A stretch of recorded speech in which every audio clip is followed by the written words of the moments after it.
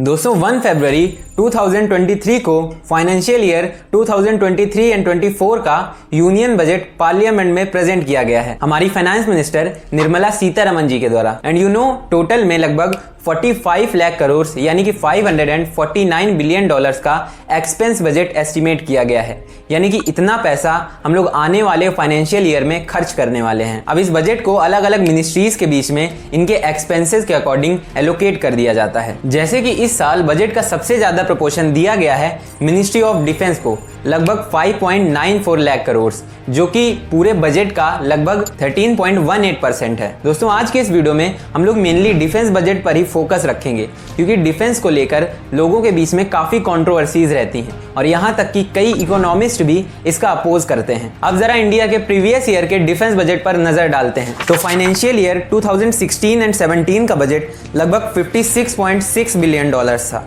जो कि 2019 में बढ़कर 71.4 बिलियन डॉलर्स पर पहुंच गया। इस साल यानी कि 2023-24 का डिफेंस बजट लगभग 72.6 बिलियन डॉलर्स है। तो यहाँ से साफ साफ नजर आ रहा है कि इंडिया हर साल अपना डिफेंस एक्सपेंडिचर बढ़ाता जा रहा है। हालांकि इस बजट को जीडीपी से कंपेयर करके देखते हैं, लेकिन फिर भी क्या इतना पैसा हर साल डिफेंस में लगाना वाजिब है? क्या हर साल इतना पैसा लगाकर कुछ फायदा भी हमें मिलता है इससे, या फिर ये महज एक पैसों की बर्बादी है? क्या बिना डिफेंस के या फिर लिमिटेड डिफेंस के साथ हमारा देश नहीं चल सकता? और अगर नहीं चल सकता तो Andorra, Dominica, Grenada and Costa Rica जैसे वर्ल्ड के कई सारे देश कैसे चलते हैं जिनकी कोई national arm forces and defence नहीं है? और एक और सवाल कि क्या इतना डिफेंस बजट भी हमारे लिए सफिशिएंट है, या फिर हमें अभी इसमें और इंक्रीमेंट करने की जरूरत है? दोस्तों इन्हीं सब सवालों के जवाब हम अपनी आज की इस वीडियो में जानने की कोशिश करेंगे। एंड आई एम श्योर कि आपके मन में भी ये सारे सवाल कभी ना कभी तो जरूर आए होंगे। तो नमस्कार दोस्तों, मेरा नाम है शिवम और चलिए आज के इस वीडियो में हम लोग समझते हैं इस मामले को गहराई से। तो अगर इकोनॉमी के पॉइंट ऑफ व्यू से देखा जाए तो बिल्कुल ये डिफेंस एक्सपेंडिचर पैसों की बर्बादी है, क्योंकि अक्सर ये एक्सपेंसेस अनप्रोडक्टिव होते हैं, यानी कि इनसे हमें कोई भी रिटर्न नहीं मिलता है। चलिए इसे एक एग्जांपल से समझते हैं। सपोज दैट कि हमने एक स्पेसिफिक अमाउंट पे करके किसी दूसरी कंट्री से एक बहुत ही पावरफुल और हाई टेक्नोलॉजी वाला टैंक अपने यहाँ इंपोर्ट किया। अब ये टैंक हमारे लिए तब तक किसी यूज का नहीं है जब तक कोई वॉर लाइक सिचुएशन ना हो। भाई ऐसे सिर्फ शो ऑफ करने के लिए तो इस टैंक को पब्लिक में नहीं चलाया जा सकता है ना, कि देखो हमने नया टैंक लिया। तो जब तक वॉर जैसी सिचुएशन नहीं क्रिएट होती है तब तक ये हमारे किसी काम का नहीं है, और वॉर भी कहाँ ही रोज रोज होती है। इसका मतलब इसका यूज बहुत कम है, लेकिन फिर भी इसकी मेंटेनेंस तो time to time regular basis पर करवानी ही पड़ेगी ना। और मान लो खुदा ना खास्ता कभी कोई वॉर स्टार्ट भी हो जाती है तो भी ये टैंक दूसरी चीजों को उड़ा उड़ाकर देश की और वेल्थ को डिस्ट्रॉय ही करेगा। और ये तो हमने केवल एक टैंक का एग्जांपल लिया है, ऐसे ही कई टैंक्स, मिसाइल्स, बॉम्ब्स और भी कई सारी चीजें इस कैटेगरी में शामिल हैं। तो इसका मतलब ये सारी चीजें हमें रिटर्न प्रोवाइड करने के बजाय और देश का पैसा खाती हैं, and which is not good for economy. And इनकी वजह से सिविलियन स्पेंडिंग्स जैसे कि infrastructure, education, research and development जैसे सेक्टर्स में कम पैसा जा पाता है, जो कि वेल्थ जनरेटिव सेक्टर्स हैं। तो क्या इंडिया को डिफेंस पर इतना पैसा खर्च करना बंद करना चाहिए? और क्या मिलिट्री एक्सपेंडिचर सच में एक फिजूल खर्ची है? वेल, मैं यहाँ कहूंगा बिल्कुल नहीं। अब आप लोग कहेंगे भाई ये क्या बोल रहा है, अभी तो तुमने एग्जाम्पल देकर समझाया कि ये इकोनॉमी के लिए अच्छा नहीं है। लेकिन मेरे भाई हर चीज का सिर्फ एक ही पहलू नहीं होता, इसके और भी कई सारे पर्सपेक्टिव हो सकते हैं। नो डाउट इकोनॉमी के पॉइंट ऑफ व्यू से ये एक फिजूल खर्ची है, लेकिन अगर हम लोग अपना पॉइंट ऑफ व्यू चेंज करें और नेशनल सिक्योरिटी के पॉइंट ऑफ व्यू से देखें तो ये बहुत ही इंपॉर्टेंट और इंटीग्रेटेड फीचर बन जाता है नेशनल सिक्योरिटी का। वेल कैसे?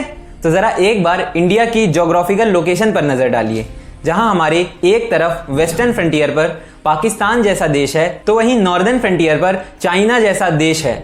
और आपको तो पता है कि ये दोनों ही कंट्रीज कितने शरीफ हैं। इतिहास गवाह है इनके शराफत के किस्सों का। First Kashmir war 1947, second Kashmir war 1965, Indo Pakistan war 1971, Siachen conflict 1984, Kargil war 1999, वहीं दूसरी तरफ Sino Indian war 1962, the border clashes 1967, Sumdorong Chu stand off 1987 and Galwan valley clash जैसे कई clashes, cross border skirmishes and military stand off इसमें शामिल हैं, जिसमें से मैंने तो आपको अभी कुछ मेजर केसेस ही बताए हैं। इधर पाकिस्तान LOC तक लगभग 1/3 कश्मीर कैप्चर करके बैठा है, तो वहीं चाइना LAC यानी कि लाइन ऑफ एक्चुअल कंट्रोल तक कैप्चर करके बैठा है। और ऊपर का साक्षगाम वैली वाला रीजन तो पाकिस्तान ने चाइना को 1963 में गिफ्ट ही कर दिया, जैसे कि इनके अब्बा को निकाह में मिला हो। और केवल कश्मीर में ही नहीं, आए दिन कभी अरुणाचल के बॉर्डर्स पर तो कभी मिडिल नॉर्थ के बॉर्डर्स पर इंडिया और चाइना के बीच में डिस्प्यूट चलता ही रहता है। चाइना अनफेयर टैक्टिक्स का यूज करके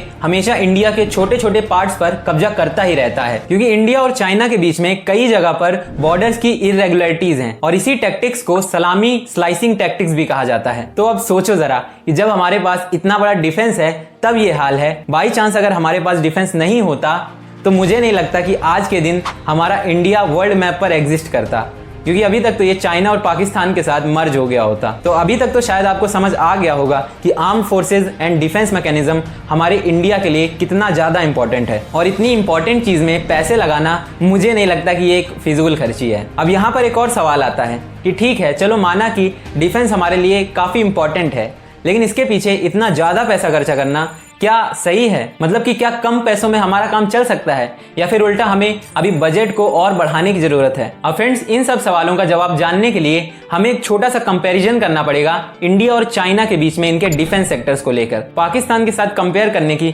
कोई जरूरत नहीं है हमें, क्योंकि जिनके खुद के खाने के लाले पड़े हों वो हमें डिफेंस में भला क्या टक्कर देंगे। हम इनसे सभी मामलों में आगे हैं, टेररिज्म को छोड़कर। खैर, अगर डिफेंस कंपैरिजन किया जाए इंडिया और चाइना के बीच में, तो मैन पावर के टर्म्स में इंडिया के पास लगभग 14,55,550 एक्टिव पर्सनल्स हैं, वहीं चाइना के पास 21,85,000 एक्टिव पर्सनल्स हैं। वहीं इंडिया के पास लगभग 11,55,000 रिजर्व पर्सनल्स हैं और चाइना के पास इससे कहीं ज़्यादा 80 लाख रिजर्व पर्सनल्स हैं। इनकी लैंड फोर्सेस का कंपैरिजन किया जाए तो इंडिया के पास लगभग 4,614 टैंक्स हैं, वहीं चाइना के पास 5,750 टैंक्स हैं। इंडिया के पास 8,600 आर्मर्ड फाइटिंग व्हीकल्स हैं, वहीं चाइना के पास इनकी संख्या 14,130 है। इंडिया के पास टोटल 2,800 आर्टिलरीज हैं और वहीं चाइना के पास ये 7,094 की संख्या में है। अब अगर एयर फोर्सेस का कंपैरिजन करें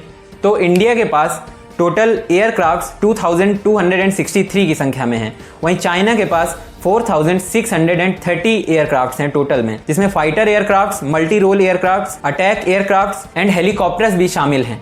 अब अगर नेवी का कंपैरिजन किया जाए तो इंडिया के पास केवल और केवल एक एयरक्राफ्ट कैरियर है, वहीं चाइना के पास 4 एयरक्राफ्ट कैरियर्स हैं। जहां इंडिया के पास टोटल 11 डिस्ट्रॉयर्स हैं, वहीं चाइना के पास इनकी संख्या लगभग 38 है। इंडिया के पास लगभग 13 फ्रिगेट्स हैं, तो वहीं चाइना के पास 54 फ्रिगेट्स हैं। और कॉर्वेट्स की संख्या इंडिया के पास लगभग 23 है, तो वहीं चाइना के पास इससे कहीं ज़्यादा 73 है। इसके अलावा इंडिया के पास टोटल में 16 सबमरीन्स हैं, वहीं चाइना के पास लगभग 74 सबमरीन्स हैं। और ये ट्रूप्स की वो संख्या है जो चाइना ने ऑफिशियली रिवील किया है। पता नहीं अंदर ही अंदर कितने सारे ट्रूप्स इन्होंने छुपा कर रखे होंगे। वैसे भी किसी चीज की एग्जैक्ट इन्फॉर्मेशन कहाँ ही बताते हैं ये लोग। तो यहाँ से तो ये साफ साफ पता चल रहा है कि हम लोग चाइना से लगभग हर एक मामले में पीछे हैं, और थोड़ा पीछे नहीं है, बहुत पीछे हैं। और हो भी क्यों ना, चाइना का हर बार का डिफेंस बजट हमसे लगभग 3 गुना ज्यादा रहता है। हालांकि वहां की जीडीपी भी हमसे कहीं ज्यादा है, लेकिन फिर भी अगर चाइना और इंडिया के बीच में वॉर लाइक सिचुएशन क्रिएट होती है तो चाइना इंडिया को घसीट देगा ना। फिर भले ही यूएस और रशिया जैसे सुपर पावर्स के साथ हमारे अलाइज कितने भी अच्छे क्यों ना हो, लेकिन क्या पता कब कौन अपना हाथ पीछे खींच ले, किसी का कोई भरोसा नहीं। सो नो डाउट अभी हमें अपने डिफेंस सेक्टर में और काम करने की जरूरत है, और इसके लिए अपना डिफेंस बजट तो इंक्रीज करना ही पड़ेगा ना। तो यहाँ से ये भी क्लियर हो गया कि हमें अभी डिफेंस बजट में और इम्प्रूवमेंट करने की जरूरत है। लेकिन अभी भी एक सवाल बचा हुआ है, जो कि हमने वीडियो के स्टार्टिंग में छोड़ा था, कि कुछ कंट्रीज के पास तो अपना खुद का नेशनल डिफेंस सिस्टम होता ही नहीं है, तो वो कैसे मैनेज करती हैं इंटरनेशनल डिस्प्यूट्स को। तो वर्ल्ड में Andorra, Grenada, Costa Rica and Vatican City जैसी लगभग 21 कंट्रीज हैं जिनकी खुद की स्टैंडिंग आर्मी नहीं है, या तो है भी तो बहुत ही लिमिटेड है। अब अधिकतर ये कंट्रीज साइज में काफी छोटी होती हैं और पीस प्रमोटर एंड न्यूट्रल भी होती हैं, तो इसीलिए इन कंट्रीज के किसी दूसरे कंट्री के साथ डिस्प्यूट होने के चांसेस ना के बराबर होते हैं। फिर भी सिक्योरिटी पर्पस के लिए ये कंट्रीज या तो नेटो जैसे ऑर्गेनाइजेशंस को ज्वाइन कर लेती हैं, या फिर अपने ही आजू बाजू की किसी मेजर कंट्री के साथ ट्रीटी साइन कर लेती है, और मेजर कंट्री माइनर कंट्री को प्रोटेक्शन प्रोवाइड करती है। जैसे कि एक एंडोरा नाम की कंट्री है जो कि फ्रांस और स्पेन के बीच में सिचुएटेड है। तो एंडोरा ने फ्रांस और स्पेन दोनों के साथ ही एक ट्रीटी में साइन किया है, जिसके अंडर फ्रांस और स्पेन दोनों ही कंट्री की ये रिस्पॉन्सिबिलिटी होगी कि ये एंडोरा को